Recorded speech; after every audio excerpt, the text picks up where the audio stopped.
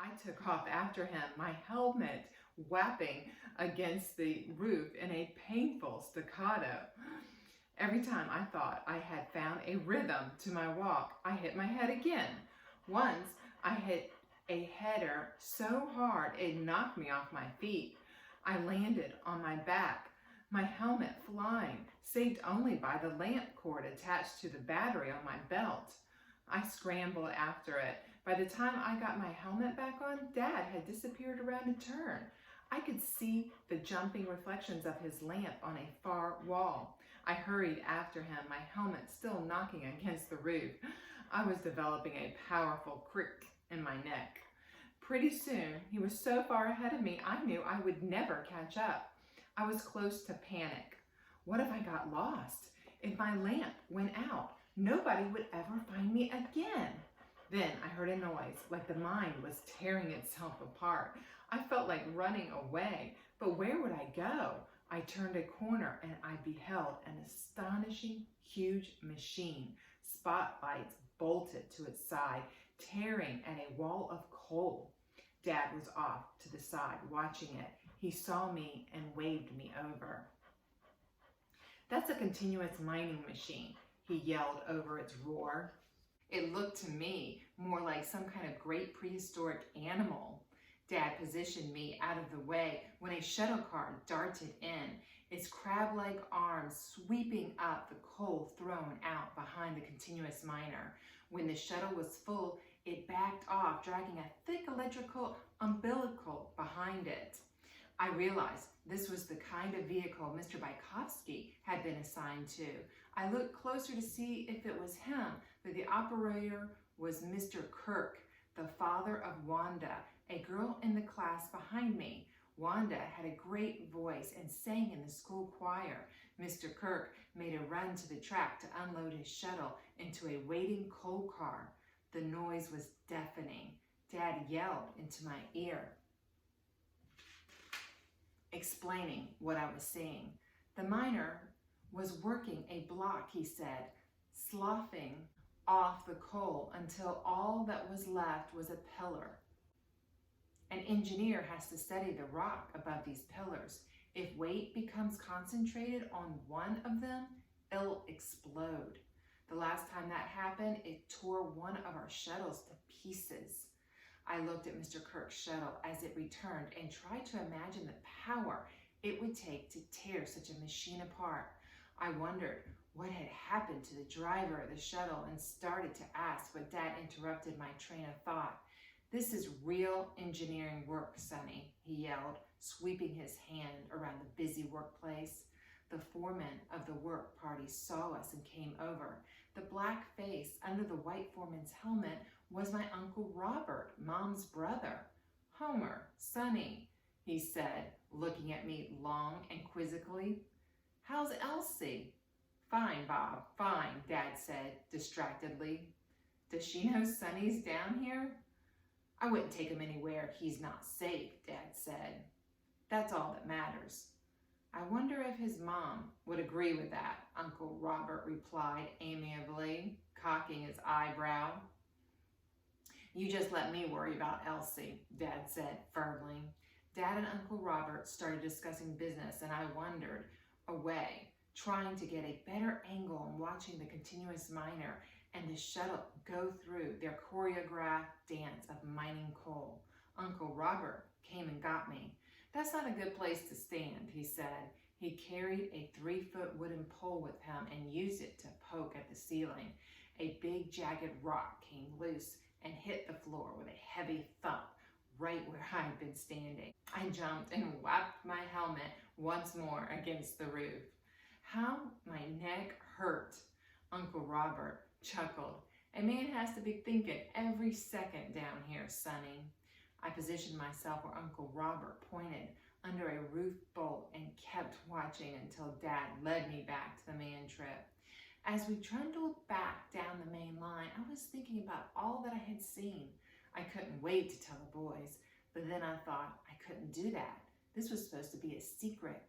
I was worrying how I was going to get around that when Dad suddenly started to talk. "I love the mine," he said. "I love everything about it. I love getting up in the morning before sunrise and walking up the path to the tipple. I love seeing the shifts change, the men bunching up at the man hoist, ready to go to work. I listened, amazed, not that he was saying what he was saying, but that he would share such thoughts with me. I felt proud, grown up. Dad took off his helmet and rubbed his head, scratching around it where the sides of the helmet had pressed in his hair. When he started to talk again, I focused on his every word as if they were gold coins he was dropping into my hand, one by one. I love going to the face. I go every day, even though I don't have to. That's where I see if my plan for the day is working. I see it all in my head days before, see the cut the continuous miners will take, the route of the loaders, the roof bolts going in, the places where the methane might build up and where the foreman needs to check with his safety lamp. It's all there when I arrive, just as I saw it, and I get great satisfaction from that. I found that I was staring at him, the narrow beam of my lamp focused on his face like a spotlight on an actor. Every day, he said, I meet with Mr. Van Dyke and his engineers. Even though I don't have a diploma, I know more than they do because I've been to the face. And they haven't. I've ridden the man trip down the main line, got out and walked back into the gob and felt the air pressure on my face. I know the mind like I know a man, can sense things about it that aren't right, even when everything on paper says it is. Every day, there's something that needs to be done because men will be hurt if it isn't done, or the coal the companies promised to load won't get loaded. Coal is the lifeblood of this country. If we fail, steel fails, and then the country fails. The beam from his helmet lamp shone in my eyes. There's no men in the world like miners, Sonny. They're good men, strong men, the best there is.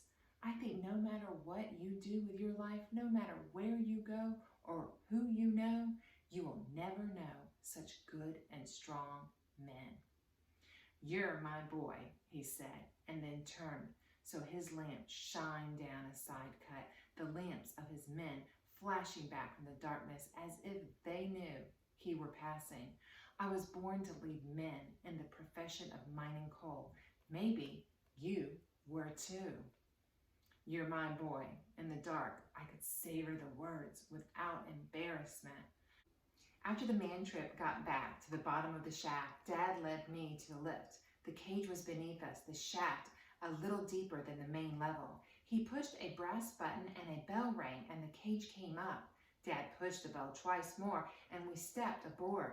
A miner came out of the little cement blockhouse and, at Dad's nod, pushed the bell 3 times. We started up at a good clip. About 100 feet up the shaft, the lift suddenly stopped. I looked around worriedly. The ragged cut rocks surrounding us seemed to close in. All I could see above was a tiny spark of sunlight. I noticed a detail I hadn't seen before, a set of steel steps.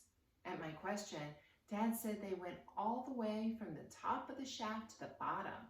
There was a gap between the cage and the steps. To get on them would require taking a step over the oblivion of the deep hole beneath us. At that prospect, my heart sped up and my hands started to sweat.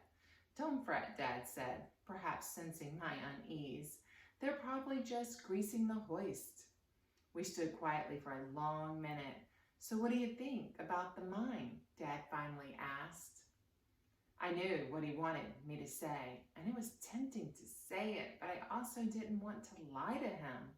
I considered my answer and settled on the kind of evasive response I'd used on my mother over the years. I learned a lot, I said, and left it at that. I couldn't fool Dad any better than I could Mom.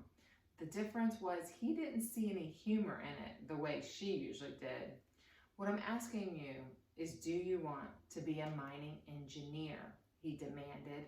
If you do, I'll pay your way through school.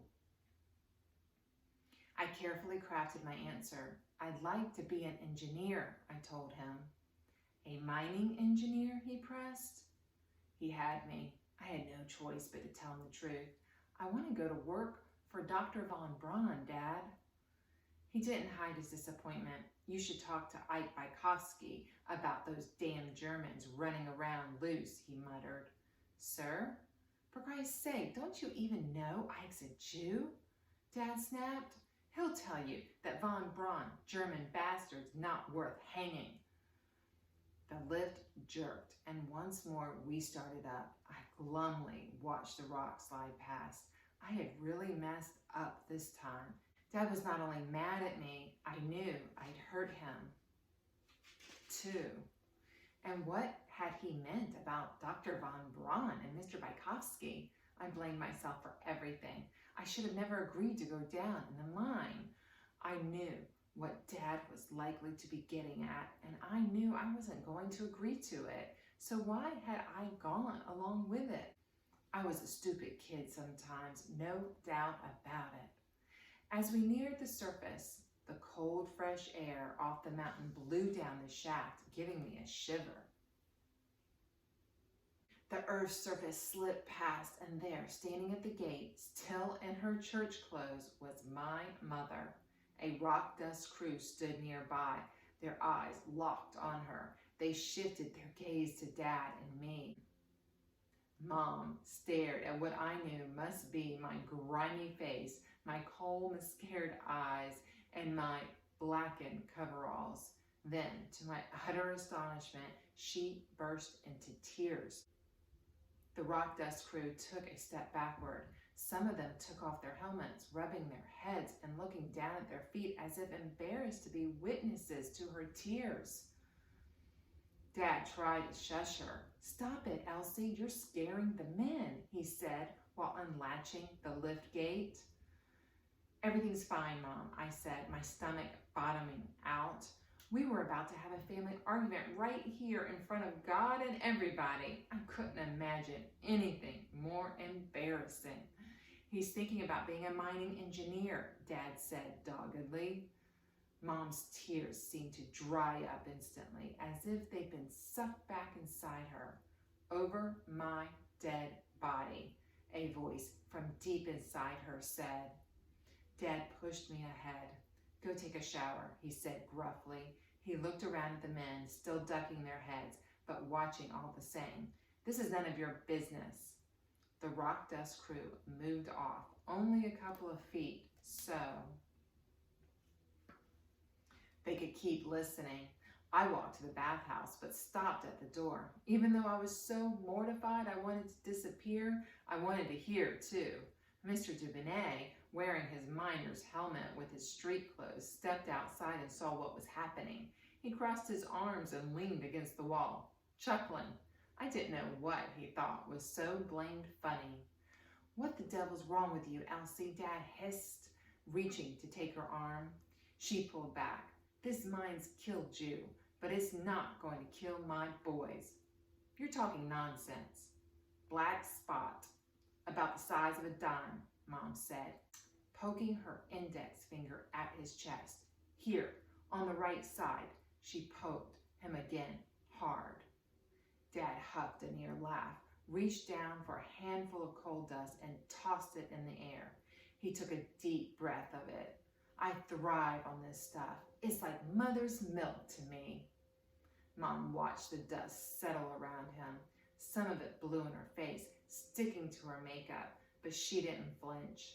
She turned and marched inside the bathhouse where I had retreated, sending naked miners scrambling for towels. She grabbed me by my arm. You can wash at home, she growled. As we came out, Mr. Dubonnet tipped his helmet to her, but all he got in return was a dirty look. The rock dust crew scattered before her. Only Dad stood his ground, his helmet in his hand. He watched us pass without comment. All the way down the path from the tipple, I could feel his eyes boring into the back of my head.